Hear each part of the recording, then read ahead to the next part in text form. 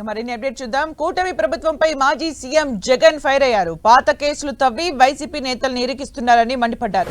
కార్యకర్తల వేధింపులు వింటుంటే ఆవేదన కలుగుతోందన్నారు. ఒక కేసులో బెయిల్ రాగానే మరో కేసు పెడుతున్నారని ఆరోపించారు.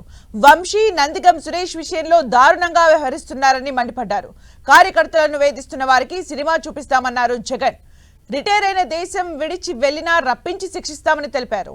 రాబోయే రోజుల్లో ప్రజల తరపున బలమైన పోరాటాలు చేస్తామన్నారు జగన్. చంద్రబాబు పాలనలో వ్యవస్థలన్నీ నాశనమయ్యాయని ఆరోపించారు.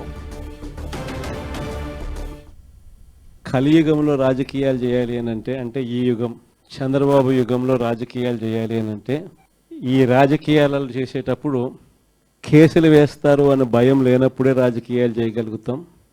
జైళ్ళకు పంపినా కానీ పర్వాలేదు చంద్రబాబు నిన్ను ఎదుర్కొంటామనే ధైర్యం ఉంటేనే రాజకీయాలు చేయగలుగుతాం.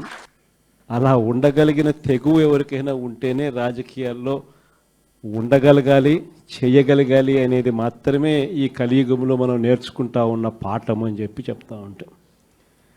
ఈరోజు నిజంగానే రాజకీయాలు అలానే తయారయ్యి చంద్రబాబు నాయుడు ఈరోజు చేస్తూ ఉన్న రాజకీయంలో కనీసం 1% కూడా మనం ఆ రోజుల్లో ఎప్పుడు చేయలే. ఆ రోజుల్లో మనం ఏ ఒక్కరికి కూడా ఇబ్బంది జరగకూడదు అనే ఆలోచనలు చేసాం.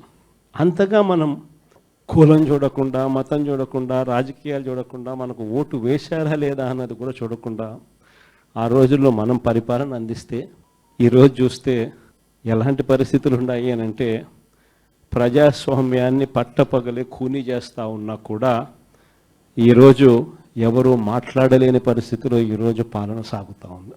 ఇలాంటి పరిస్థితుల్లో ఈరోజు మనం రాజకీయాలు చేస్తూ ఉన్నాం.